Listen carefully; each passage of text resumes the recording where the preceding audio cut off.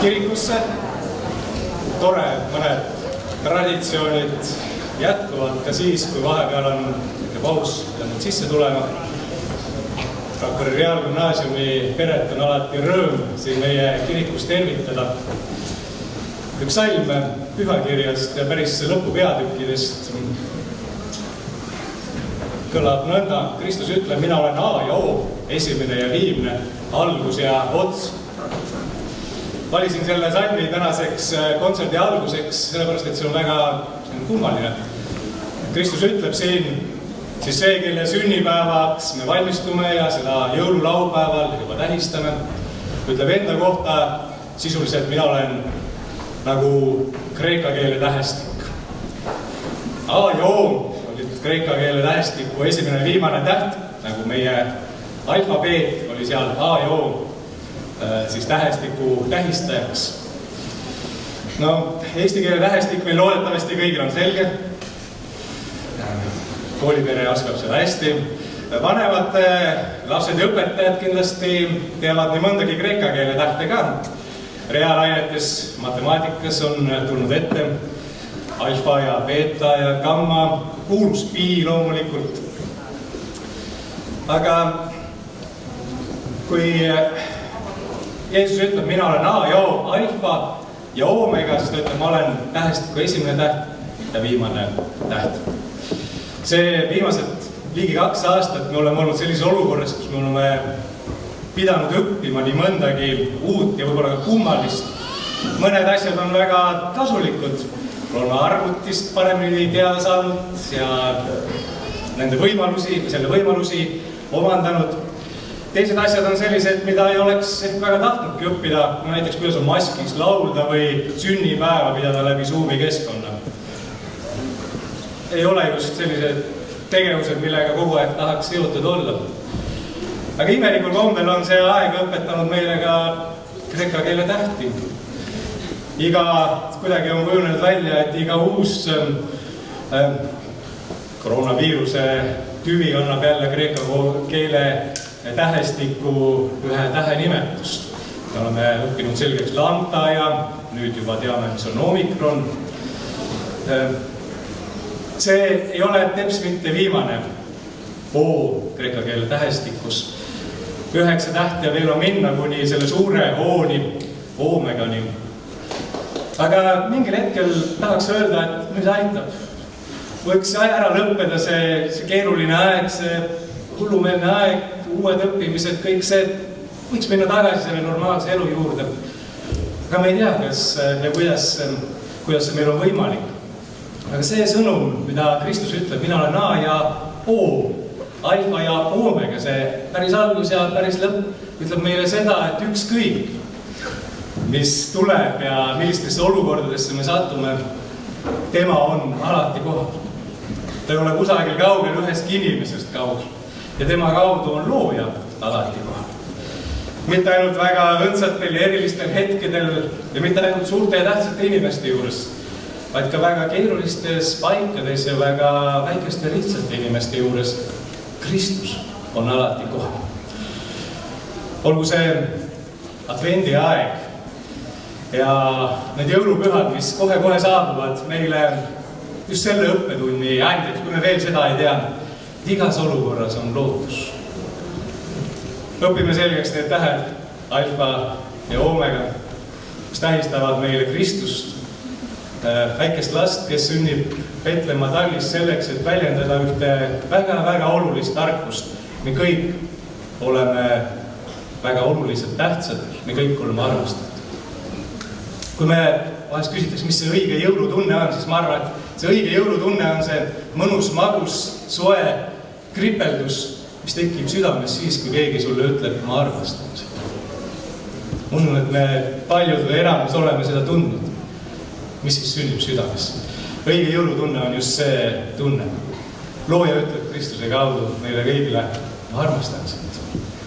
Algusest lõpuni, kogu alfa ja oomega ulatuses. Õnnistatud rõõmsat advendi ja jätku, toredaid saabuvaid pühi ja kaunist kontserti.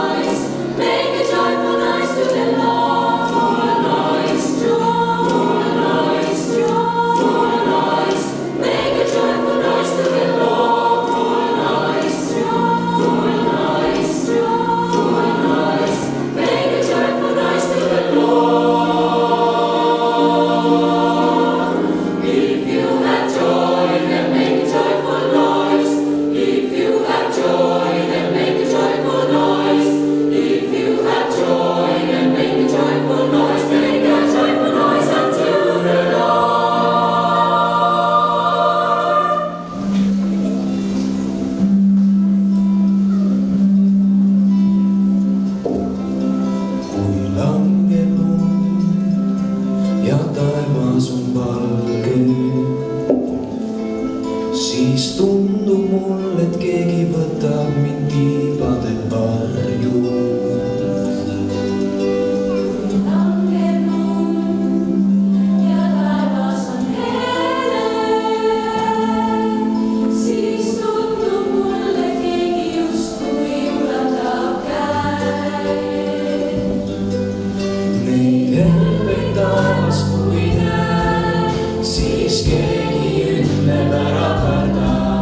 Neid helbeid taevas, kui näen, siis meenub mul kõik hea.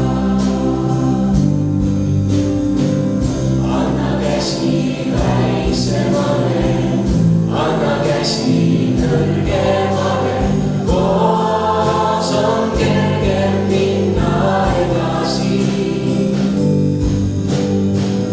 Tõsta pilk nüüd kõrgemale, vaata taevas kingib meile lootuse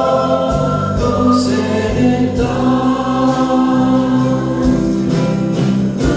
Sa ju tead, mis on arvestus, helde andja rõõmude jaoks.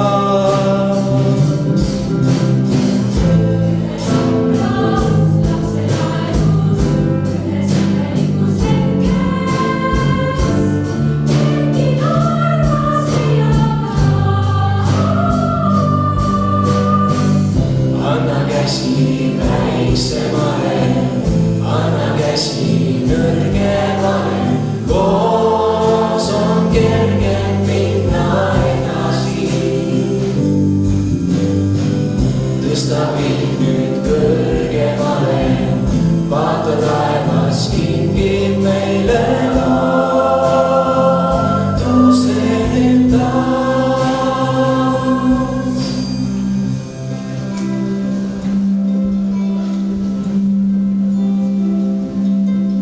Kord saabub aeg, mil vihm pole nukke ja kuulad vaikselt